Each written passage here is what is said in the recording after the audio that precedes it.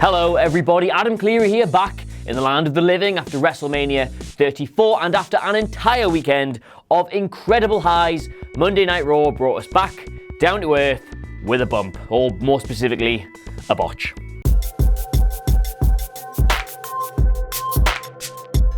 Four years ago on the Raw after WrestleMania in New Orleans, then NXT Women's Champion Paige made her main roster debut with a shock win over the then WWE Divas Champion AJ Lee.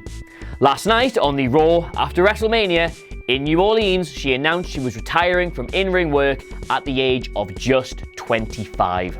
The news comes just 4 months after she was injured on a house show in New York, in which time she's worked purely as a valet for Sonya Deville and Mandy Rose. The incident, which did the rounds on the internet immediately afterwards, shows an otherwise innocuous spot between herself and Sasha Banks, forcing the referee to throw up the X and call for the match to end prematurely. If you've not seen it already, maybe look it up, but it is not pleasant viewing. Reports at the time varied on the severity of this injury, and she was even booked to be in the Women's Royal Rumble up until a few days before the event. But once she was forced to pull out from that, the word was that was it. There was no coming back from this. She was going to have to retire, which means that after over a year of battling back from neck surgery and, well, all the other stuff, I'll not get into it, but you know what I'm talking about, her return to the ring cruelly just lasted a month. And thus, last night, in a segment that was admittedly one of the best she's probably ever delivered, she announced that she was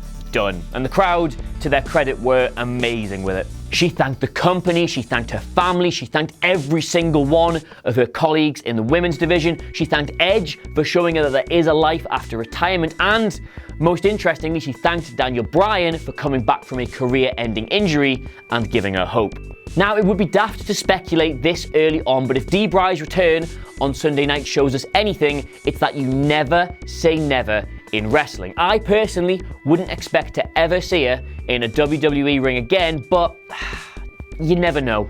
Just 4 years then for Paige on the main roster, 4 short years in which she was the youngest champion in the company's history, male or female. She performed at WrestleMania twice, and she is due so much more credit for the women's revolution than she'll likely ever get. A short career, yes, but an accomplished one. That's it then, bit of a bummer, but she is definitely talented enough for this not to be the end of the world. She's really good on Total Divas, WWE like using her in their movies, and she's got a YouTube channel and a clothing label that she's just launched that are admittedly pretty sick. But what do you think though? Is this a huge loss for the company, or has the women's division left her behind a bit in her absence? Let us know in the comments below, and don't forget to like, share, and subscribe. Until next time, I've been Billy Idol for WhatCulture.com, and I'll see you soon.